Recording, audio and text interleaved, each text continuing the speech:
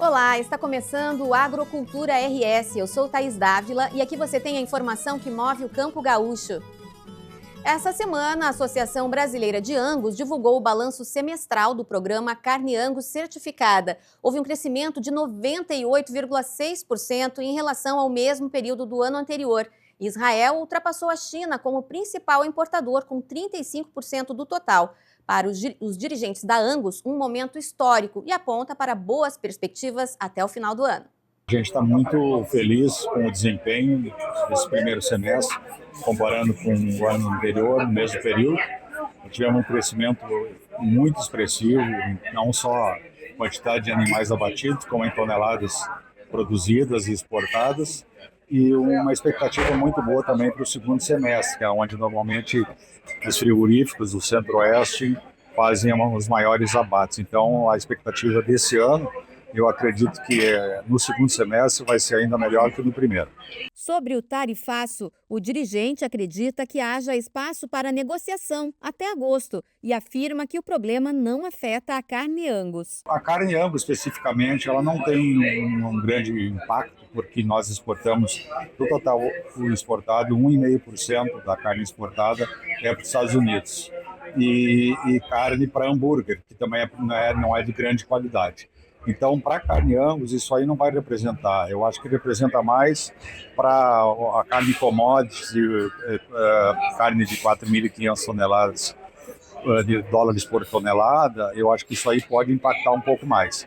Não é o nosso caso, mas a gente está bastante preocupado, porque o mercado interno deve ter algum excesso de oferta, consequentemente isso pode representar uma redução de preço não só para o pecuarista, como também para o consumidor.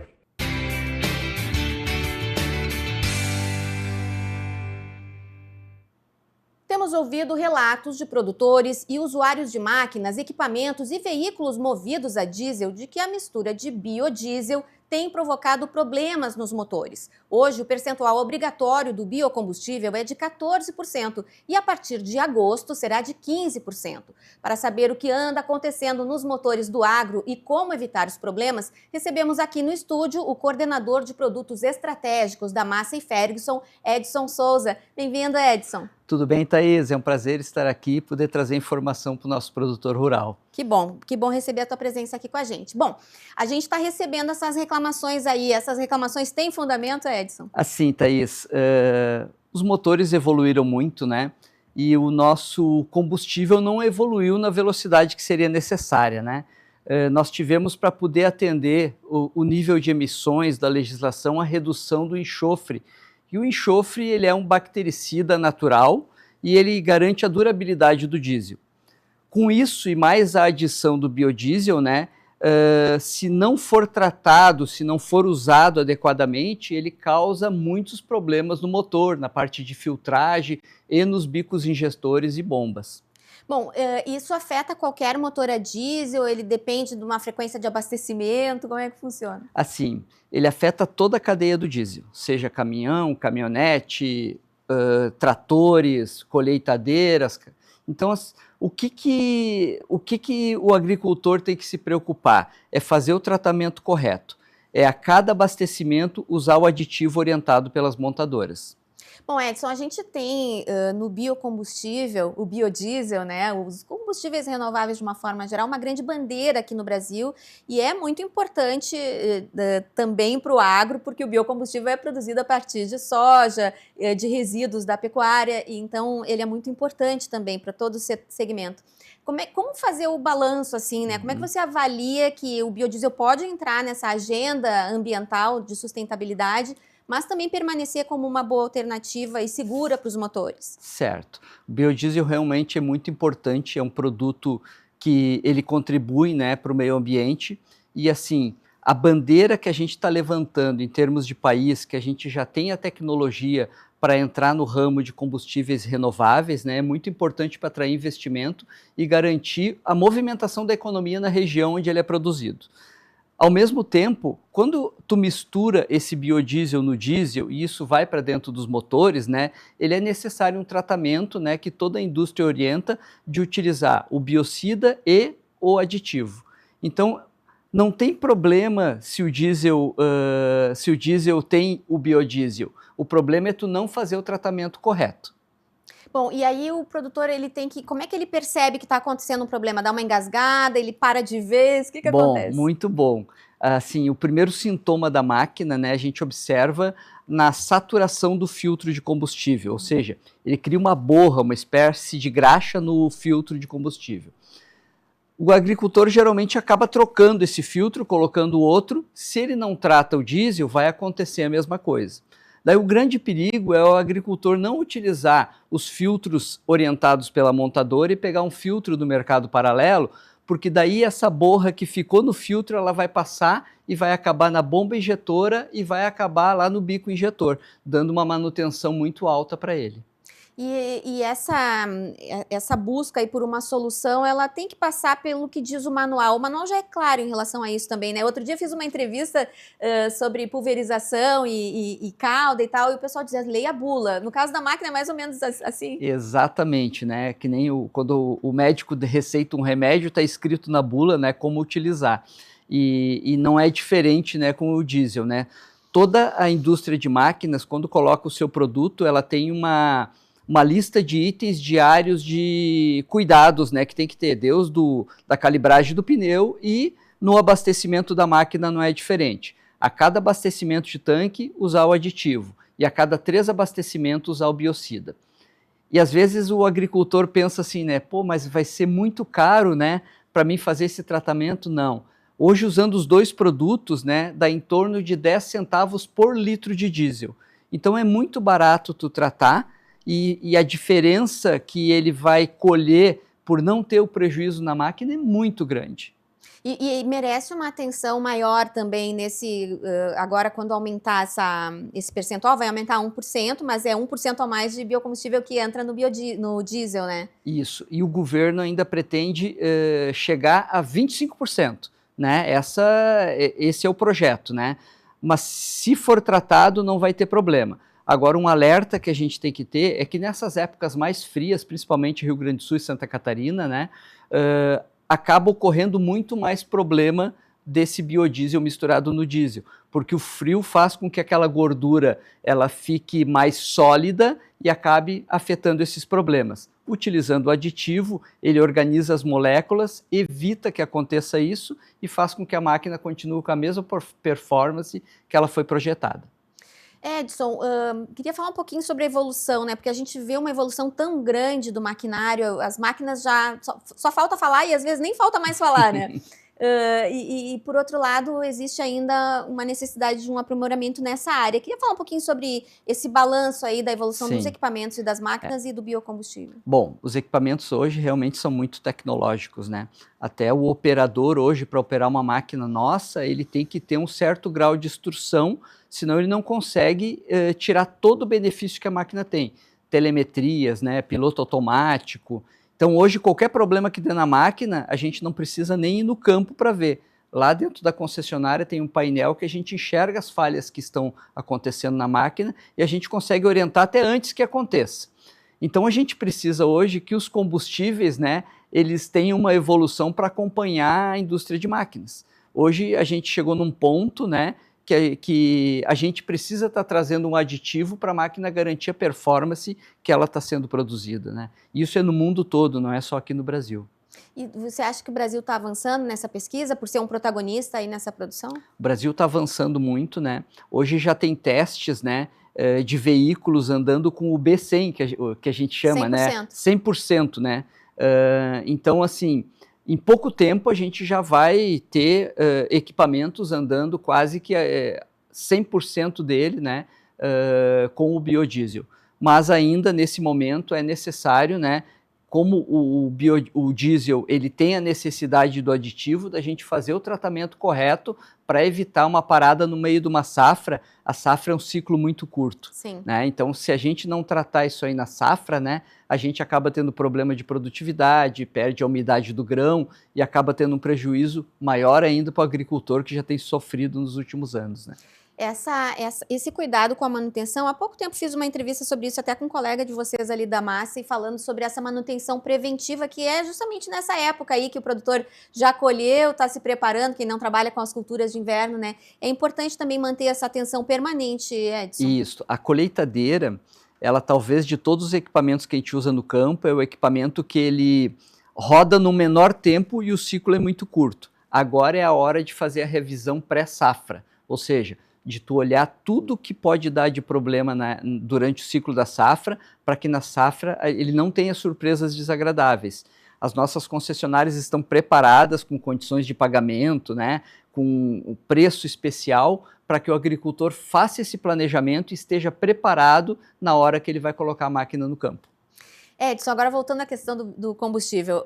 Bom, eu sou usuária de carro flex, etanol, gasolina. Nunca usei o etanol, sempre a gasolina. Porque aqui para nós no sul é mais ainda vantajoso usar a gasolina só. Mas mesmo assim tem o etanol. O que me recomendaram quando comprei meu carro é: use gasolina comum, use combustível comum. No caso das máquinas, tem, né, o diesel ultra, super, premium, de várias categorias. Qual que seria a orientação? Assim, a orientação de fábrica é tu utilizar o diesel comum, né, e tu aditivar ele, porque tu vai estar garantido a aditivação correta. Quando tu compra ele aditivado, como não tem uma fiscalização quanto à efetividade do aditivo, tu não sabe de que maneira ele foi aditivado, né? Então, é importante tu garantir isso no campo, né, com a orientação dos profissionais da concessionária. E essa questão que você falou bem no começo ali, da retirada do enxofre do biodiesel, né? Que era um produto que ajudava aí a evitar essa solidificação e tudo mais. Explica um pouquinho sobre o enxofre, por que ele foi retirado, afinal, o custo-benefício dessa retirada aí para o produtor? Bom, nós tínhamos uma quantidade muito grande de enxofre no diesel. Ela precisou ser retirada para atender os níveis de poluição pela legislação vigente atual. Hoje nós temos dois diesel, o S500 e o S10. O S10 é para os motores mais novos e o S500 para aquelas máquinas um pouco mais antigas, né? Quando a gente retira o enxofre do diesel, a gente retira o bactericida natural, o produto que dá longevidade, né, que garante uma validade maior ao diesel, e a gente retira o produto que faz a lubrificação do motor internamente. O enxofre tem todas essas propriedades, só que ele é maléfico para o meio ambiente. Então, por isso, né, quando a gente retira um componente tão importante do combustível, a gente tem que balancear ele com um produto, né, químico que garanta a substituição dessa função que o enxofre fazia, que é o aditivo. E dentro do processamento desse biodiesel, não sei se estou fugindo da tua área um pouco, mas vamos lá. Dentro do processamento do biodiesel, ainda, né, saindo do campo, o grão ou esses resíduos da pecuária, tem algo que se possa fazer nesse processo, além de adicionar algo que, né, foi retirado porque fazia mal para o meio ambiente? A gente tem que evoluir tecnologicamente, porque hoje, como a gente utiliza a base de gordura, seja vegetal ou animal, em determinados períodos do ano, né, ele acaba se solidificando e prejudicando o motor. Então, acredito que os cientistas, né, devem trabalhar nisso para que num futuro próximo a gente talvez não dependa nem do diesel, que a gente tenha só o biodiesel funcionando nas máquinas. E por parte das máquinas, né, além do desenvolvimento desses aditivos que vocês trabalham, acho que cada marca acaba tendo o seu também, além desses que existem no mercado, existe também algo que a pesquisa aí da engenharia esteja trabalhando para conseguir um motor, quem sabe, um pouco mais resistente? O motor, hoje é tudo global, né, Sim. Thaís? Então, assim, e cada país tem suas normas, né? Tem países que não misturam biodiesel, como tem países que misturam muito mais biodiesel que o Brasil. Então, assim, é difícil hoje tu fazer um motor que atenda, né, o mundo todo. Mas nós temos equipes trabalhando na engenharia para cada vez fazer produtos mais resistentes para todos os tipos de combustíveis. Hoje nós já temos o motor Core 75, que ele funciona com 5 tipos de combustível, até com hidrogênio. Superflex. Exatamente. Então hoje a gente já está preparado para algo até mais adiante do que o momento atual. Sim, hoje eu mesmo estava ouvindo sobre equipamentos que podem funcionar com veículos pesados elétricos, né? Já tem, né, alguma coisa de ônibus e tal, mas pode chegar lá também na agricultura? Pode chegar. O que acontece é que a exigência de força na agricultura é muito grande Sim. para puxar uma Não é só grade, andar, para né? trabalhar o solo, né? Então, isso os motores elétricos ainda não conseguiram garantir uma durabilidade grande, né? Num esforço incomum, né? Que talvez o maior esforço do motor seja no ramo agrícola. Sim, e aí tem que também ter uma bateria gigantesca para tudo isso. Gigantesca. Agora, falando, já que estamos saindo um pouco aí do biodiesel exatamente, mas é um olhar que toda a indústria mundial, e o Brasil tem um foco muito grande por ser um grande país produtor, buscar alternativas mais sustentáveis. Esse protagonismo que o Brasil tem na produção e uso de biocombustíveis, ele se reflete também num esforço maior do setor de buscar também usar esses produtos? Sim, tanto que esse motor que a gente trouxe na última Expo Direto, né, ele ficou em exposição e justamente tu troca algumas peças, tu muda o combustível para utilização. Então, assim, eu acredito que precise uma evolução dos combustíveis em geral, porque em termos de tecnologia do motor, a gente está preparado para qualquer tipo de combustível, inclusive que possa ser inventado. Seja gás, seja o etanol, seja qualquer outro combustível que o mercado coloque, né, em disponibilidade para a agricultura. Edson, o que representa, né, essa matriz energética tão mais sustentável para o ambiente? Porque a gente, né, depois da Revolução Industrial, houve um pico aí, um aumento do aquecimento no planeta e emissões, tudo mais. O biodiesel, o etanol de milho, de cana, são combustíveis que realmente trazem uma redução. A gente pode...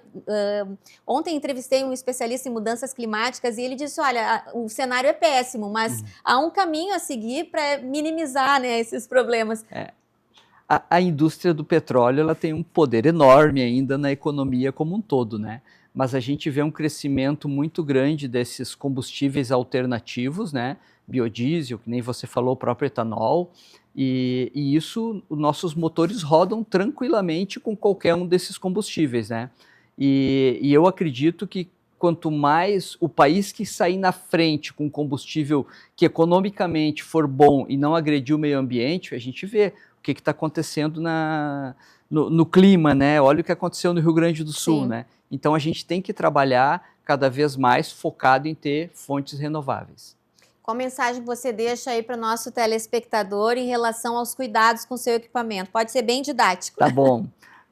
Amigo produtor rural, utilize o aditivo, ele custa no máximo 10 centavos por litro de diesel, ele vai garantir uma produtividade muito grande e que você não vai ter uma surpresa desagradável durante a safra ou quando tu mais precisar do equipamento. E esse uso a cada 3 meses, ele independe do número de litros que ele usa no... Independe do número de litros, né?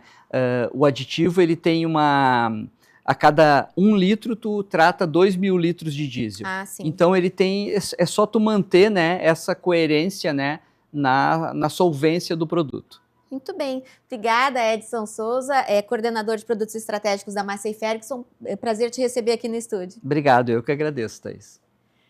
O Agrocultura RS faz um rápido intervalo, em seguidinha voltamos com Direito no Campo. Até já!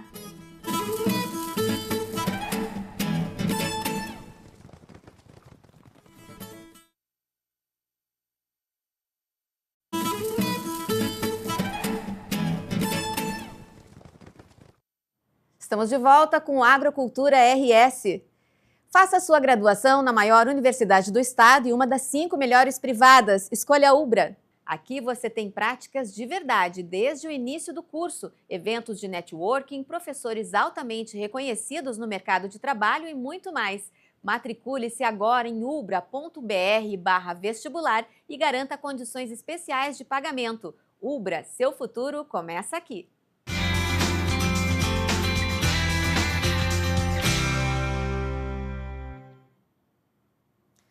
No quadro Direito no Campo de hoje, vamos falar sobre o que todo o produtor gaúcho estava esperando e que foi aprovado essa semana em Brasília. Está conosco o advogado especialista em direito do agronegócio, Francisco Torma. Tudo bem, Torma?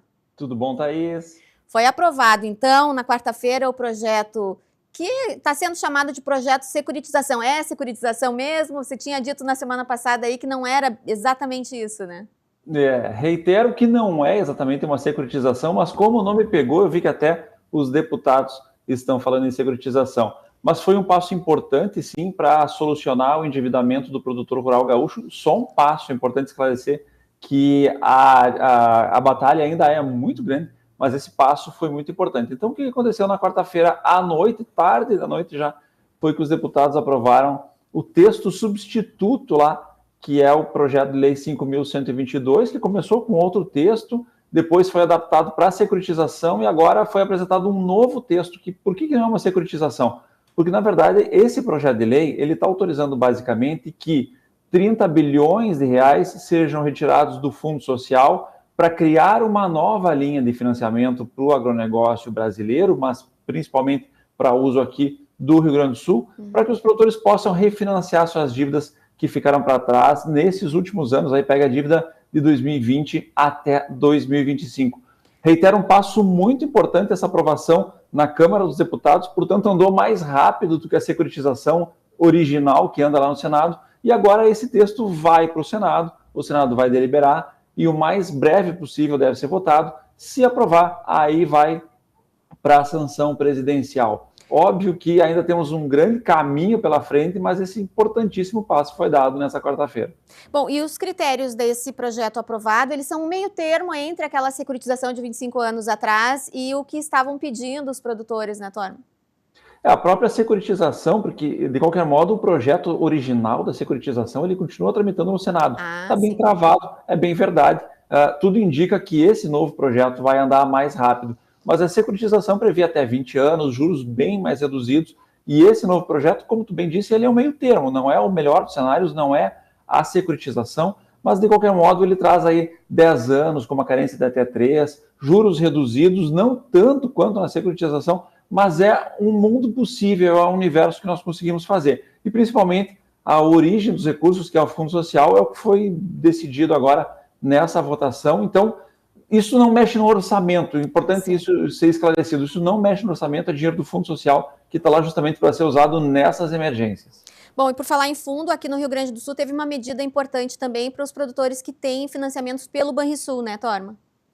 Perfeito, o governador Eduardo Leite afirma que vão ser disponibilizados 150 milhões de reais para fazer a equalização de juros de operações especificamente do Banrisul, afinal de contas, o governo do estado é acionista, o maior acionista do Banrisul. Esse dinheiro vai ser usado para viabilizar essas prorrogações para o banco, porque, como nós sabemos, muitas vezes há uma equalização do juro, porque o juro que o produtor paga é menor do que o custo do dinheiro para as instituições financeiras, é por isso que muitas vezes é difícil prorrogar dívidas, renegociar dívidas. O governo está colocando esse dinheiro justamente para que esse juro, o custo desse alongamento seja suportado, então, por esses valores e o banco possa providenciar essa prorrogação, esse alongamento para os agricultores que precisam tanto desse alongamento de dívidas para conseguir fazer os próximos custeios que já estão chegando. Torma, antes da gente encerrar, foram duas notícias importantes para os produtores gaúchos afetados aí pelas questões climáticas. Qual a reação que você observou aí diante desses anúncios? Olha, certamente o produtor fica muito feliz com o avanço dessas legislações, principalmente aqui do Rio Grande do Sul. Produtores que têm esse endividamento com o Banrisul já respiram um pouco mais aliviados, porque sabem que em breve essa negociação vai estar disponível, e quanto ao projeto de lei, certamente traz um alívio, porque há uma esperança. O Congresso Nacional está trabalhando efetivamente para resolver essas questões relacionadas ao endividamento. Claro que dependemos também da sanção presidencial para que isso vire lei, e essa é uma incógnita, não sabemos como o Executivo vai reagir. Esperamos que dê tudo certo. Torma, quero agradecer muito a tua participação, tua parceria ao longo desse ano todo, de todos os programas. Obrigadas e até breve. Até breve, Thaís. Estaremos sempre disponíveis para discutir sobre direito e agronegócio. Obrigada, Torma. Até breve. Até.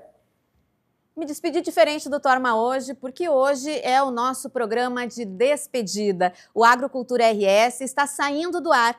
Mas antes de dar um até breve, eu gostaria de agradecer as centenas de fontes que estiveram diariamente aqui no programa, ao Giovanni de Oliveira, que foi produtor por quase toda essa jornada, os editores Juan e Juliano e toda a equipe técnica que está aí por trás das câmeras, o pessoal aqui do canal. Um obrigado especial aos nossos comentaristas que semanalmente trouxeram informações exclusivas e muito importantes para o setor. O meteorologista João Castro, o diretor da Ignitia Weather para a América Latina, que todas as segundas-feiras trouxe uma previsão acurada e dirigida para o produtor rural. O Gabriel Souza, analista da plataforma Grão Direto, que acompanhou conosco todo o sobe e desce da economia e dos preços dos grãos, com guerras e tarifaços no cardápio. Um alô também para o colega jornalista Leandro Mariani Mitman, que trouxe um olhar do agro no mundo para a gente. A Lívia Padilha, divulgadora científica, que com sua simpatia e credibilidade ajudou a dizer o que é mito e o que é verdade sobre a pecuária e a proteína.